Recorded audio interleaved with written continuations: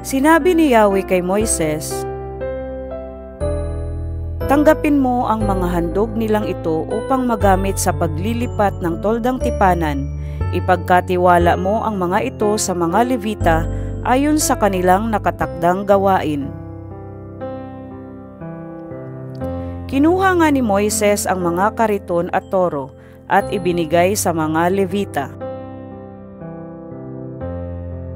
Ang 2 kariton at 4 na toro ay ibinigay niya sa mga anak ni Gershon.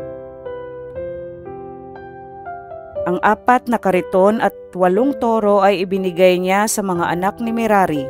Ang lahat ay nasa ilalim ng pamamahala ni Itamar na anak ni Aaron. Hindi na niya binigyan ang mga anak ni Kohat sapagkat sila ang nagpapasan ng mga sagradong bagay kapag inililipat